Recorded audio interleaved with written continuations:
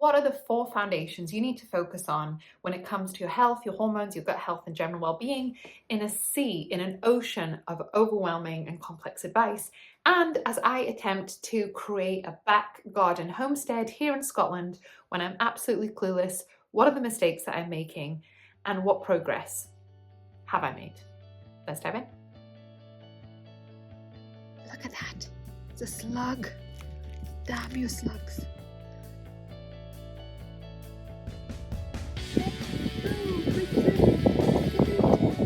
So as I am attempting to create a back garden homestead here in Scotland, as a complete beginner, here is a bit of an update and all the mistakes that I have made and making. And before I dive into that, here's just me and my morning routine, doing some meditation, bit of yoga, got some cacao, got some stuff, sage, nice smelling things, just my little morning ritual. And what I'm also going to share with you in this video is some of the, not just my updates and why I'm growing the veg and what I'm growing and all the disasters I'm having, but also some of the 4 things that I have found from working with clients for the last 10 or so years. The 4 things, the 4 foundations that people just don't get right. The things that they mistake, the things that, not mistake, the things they don't prioritize. We're so easy to jump to like nuanced supplements and herbs. And I do share also one of my favorite herbs. But I also want to share with you the 4 foundations you need to get right.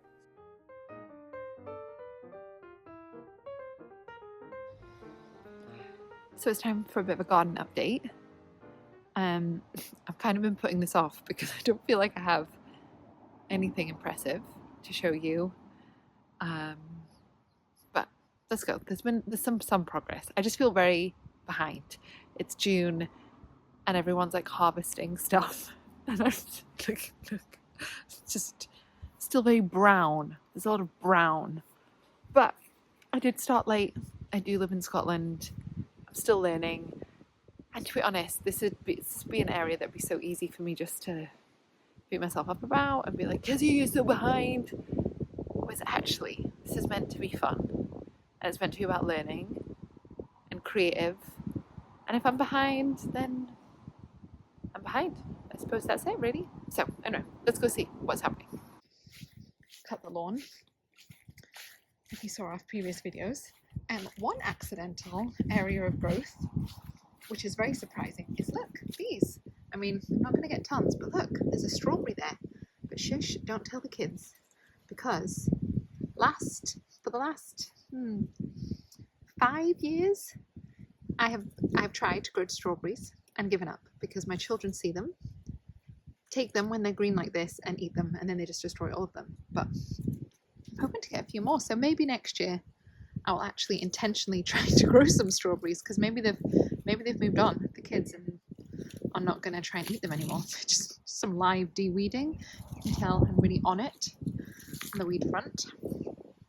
Also, this is an old tree stump. I don't know why I put a pot in a tree stump. I think I'll just fill this with soil and make it a feature.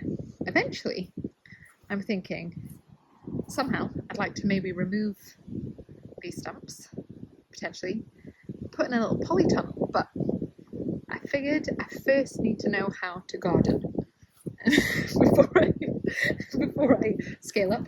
This lovely Belfast sink is just full of weeds. I want this to be my herb garden, but it has not happened yet. I feel like I'm a bit late, to be honest, but I will not let that deter me. Just for some of the basic herbs I use all the time, thyme, rosemary, use all the time. At the moment, being honest though, that's just become weeds. A few buttercups in there, always pretty. Gotta love a buttercup. Gotta love a buttercup, right. Now this is where all the action has taken place. We had an injury that went on. The twins decided to do some digging up. So this bed, I don't know how it's going to fare, to be honest. I'm pretty sure you see this big patch where nothing's really growing. That's where they dug stuff up.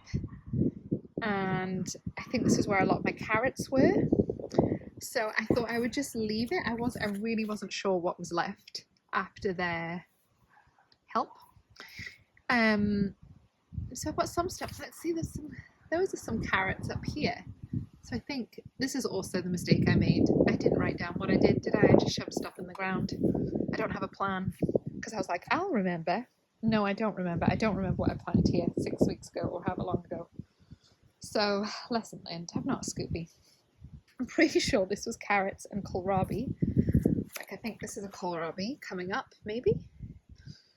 Last time I tried to grow kohlrabis, they all got destroyed by slugs. So the next thing here is to get a bit more slug defense. Like, you can already see stuff getting eaten. But yeah, I'm not sure how well this is going to do, to be honest, due to my 4-year-old twin helpers that managed to basically dig up 2/3. Never mind. On the plus side, look at these. Got some potatoes that are grown. Look at this. I mean, believe it or not, last year was the first time I ever did grew potatoes. I don't know why I haven't grown them before. These, I mean, I feel confident we're going to get a potato harvest. Not confident we're going to get anything else, to be fair. These are the easiest things to do in the world. I need to obviously put a bit more compost on these. I just decided I did them in this bed, that's the story. I'll tell you in a minute. I decided just to get some potato bags this year to just kind of make up a bit more space. And I'm going to try and see if I can continuously harvest some. For this one, not a lot happened in this one. So maybe that's been dug up by a fox. But we've got some potatoes. I'll definitely be getting some mashed potato. Don't think I'll be self-sustaining, in my potato production. But I think I'll get a meal out of it, which will be glorious. Now, this was a bit of an error. So this was definitely lettuces, and then I put some courgette here and a couple of, I think, again, rookie error, because look, I could have written down what I wrote. I could have put it down here, but I didn't, did I? It wasn't that organised. I think, although this isn't where I planted them. Yes, look, here's some, someone's been digging up. Look at that. It's a slug. Damn you slugs. Last year, this was my potato bed. I thought I pulled up all the potatoes. Evidently, I was wrong. Turns out there's potatoes still in here, isn't there? So to be honest, I'm not really sure what to do about it. I've planted lettuces, chard, and also my chard I did plant late, but I feel like chard in the past has grown for me super fast. Anyway, so I planted chard, lettuces, some, I think these are carrots, some courgette, I think that's here, but they're sort of getting interrupted by potatoes, and I'm not quite sure if I should pull them up. Look, see, tiny potato. Oh, very cute. I don't really know what to do. All suggestions welcome. Should I just pull up? Because I'm not mounting so that when I feel like it might just be robbing from, look, the carrots coming up here. Or can I replant these? I don't know, maybe I need to chat GPT it.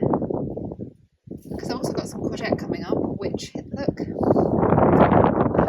me munched on already. Courgettes again, I've actually gotten courgettes to the point where they're forming little courgettes, and then often they, oh, look at this. Go courgette, go, break through. You can do it. Pretty sure speaking to your plants helps them. So anyway, if you have more expertise in this, let me know. I'm pretty sure these are all potatoes, which I didn't dig up from last year. Do I just leave them? Are they going to be robbing the soil from all the other things? Also, I don't think this is potato. Is this maybe the autumn squash? Also, this area also got destroyed by one of my twins. There was some digging up that went on in this arena. So I think I did sow stuff in a nice neat line up here, but I think that has succumbed to one of the childs. So to give a bit of a break from my garden tour and your ears from the wind, trying to record a live tour in Scotland with the wind is near impossible. So here's a bit of a break. Here's one thing that I have started and finished, which is sometimes with my kind of neurodiverse brain can sometimes be tricky. was by nettle. I made a nettle and cleaver medicine. So this is me having foraged the nettles. And I just kind of want to share this because even if you're not that big into, you don't want a garden, you can still forage stuff, which is super exciting. So here's just a reminder. I foraged the nettles. Then this is me kind of chopping them up. And I left them for about, I think it was probably about 7 weeks.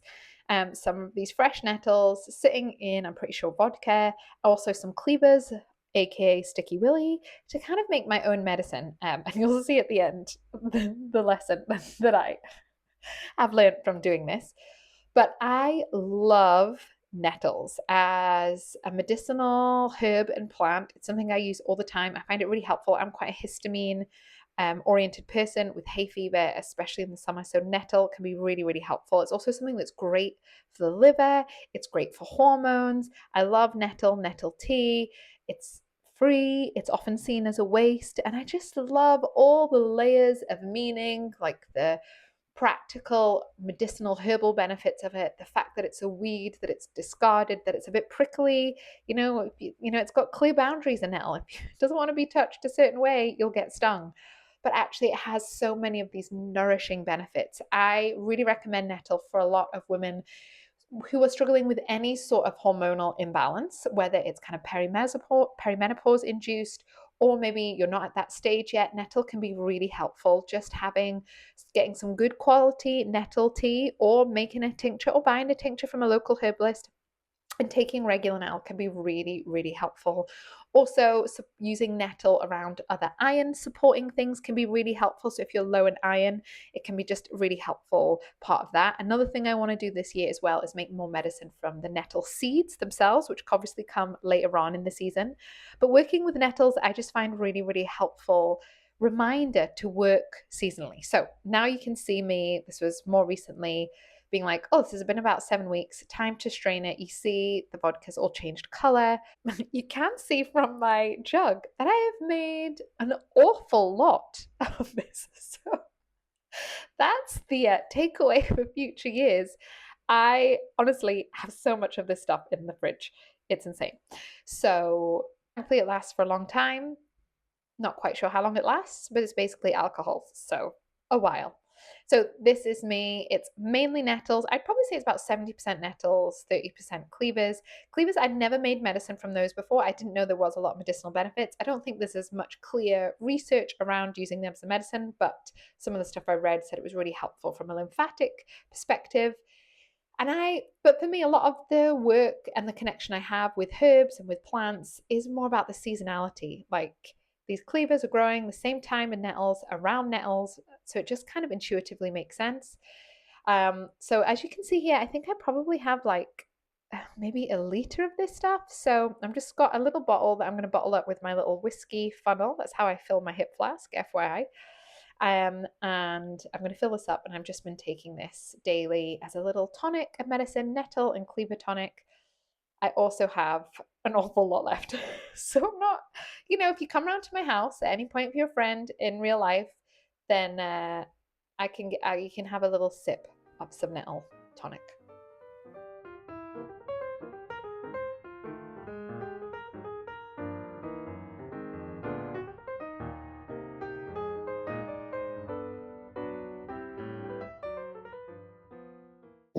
I think I need slug repellent and child repellent cages. And for those of you who didn't know, I've decided on chickens. So chickens are going to go here, not ducks. I thought the whole water maintenance thing, I'd have to change it regularly, and I couldn't bother. So our chickens are going to go here. I'm going to be getting them in July, end of July, because we're going on holiday for a while, and I want just to get them after holiday so I could be around, take care of them for a while, get used to it, because I've never kept chickens, so I have no idea. So our chickens are going to go here. If you have any thoughts on the best coops to buy, let me know. I'll probably put the coop in the corner, then give them a nice run here, which I think will be plenty of space.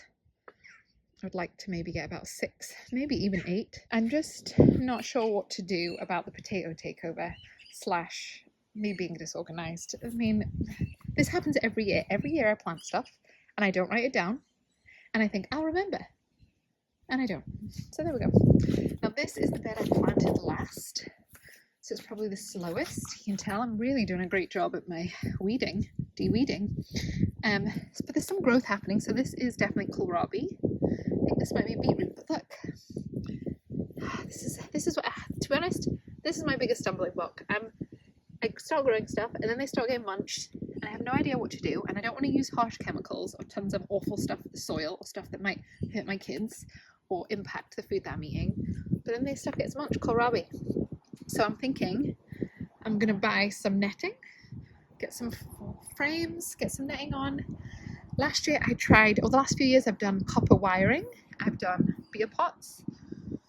Didn't make a difference. Like, look, is this still, like, just makes me sad.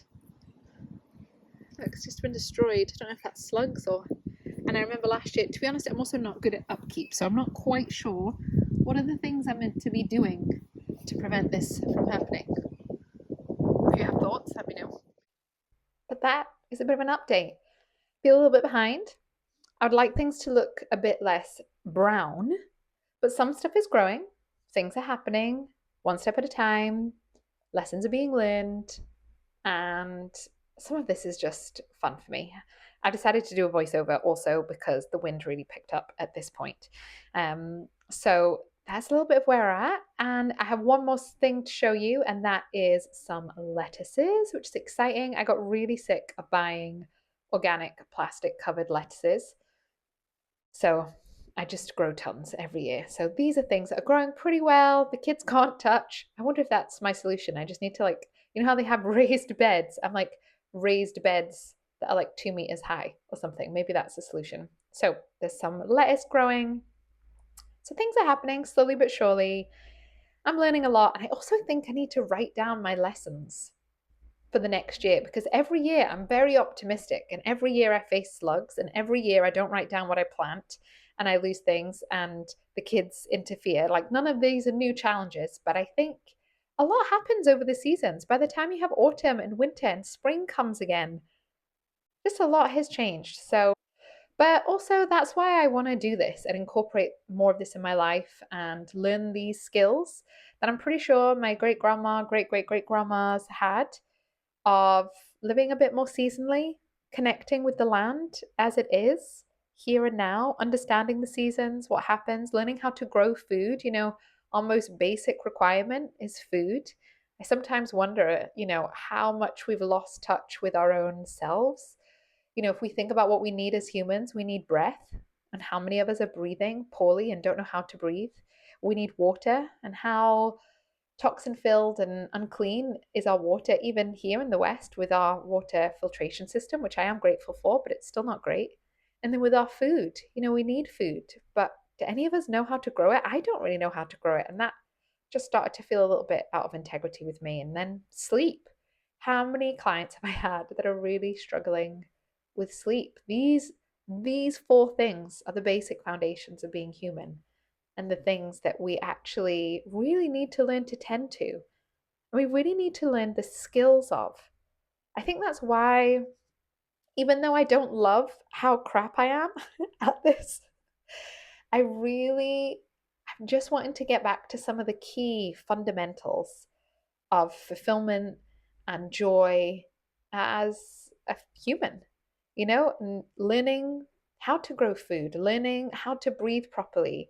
I'm halfway through at the moment my yoga teacher training, and just learning different pranayamas and breathing fully, oxygenating the blood fully, helping my clients learn to sleep. I used to struggle a lot with sleep issues and just having really poor quality sleep, and it's something I've helped my clients with a lot.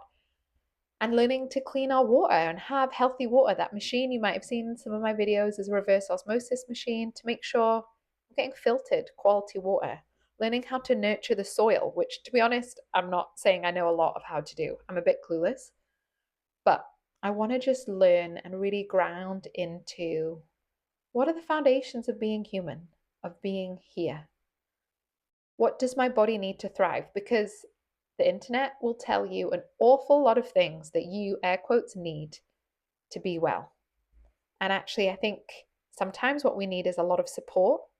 We need to understand our own body, understand our root causes, and we need to get the foundations right in light of that.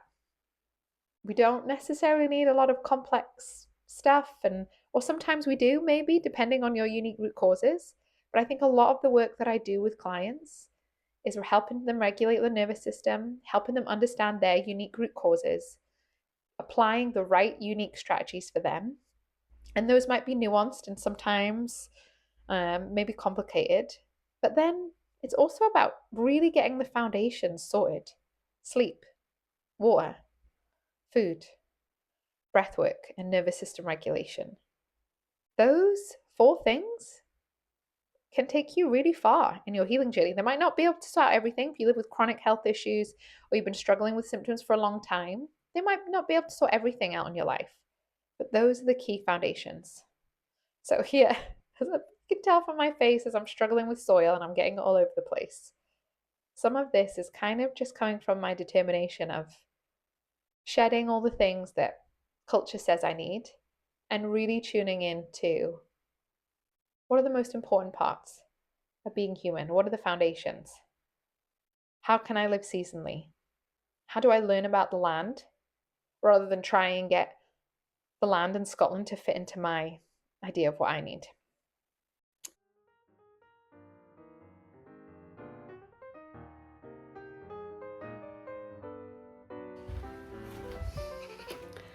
So there's a little garden update for you. Some progress has been made. More could have been made if, maybe I was a bit more organized. But it is what it is. Stuff is growing. Things are happening. The next thing I really need to focus on is slugs. Because honestly, I was chatting to someone the other day and I was like, what do you do for your, and this was someone that like grows way more veg. They were like, oh, I just pick them out and I put a few beer traps down, and that like genuinely worked for them. Whereas honestly, I kid you not, last year, I felt like it was like a slug apocalypse. There was like everything was just totally destroyed. I also probably need to get a wee bit more organized. Turns out a lot of this stuff, you need to be quite organized with things. And like, you have to finish the jobs that you start, which is not always my greatest strength. But, I'm growing it. Stuff's growing. It's happening. I'm excited for the potatoes. Those feel like they're flourishing and are just the easiest thing. So maybe my vision of homesteading is just going to be, eggs and potatoes, which, to be fair, I don't think is a bad nutritional. If I could add a bit of chard in there, a bit of leafy greens, maybe a brassica veg to help with hormone balance, then that wouldn't be a total disaster.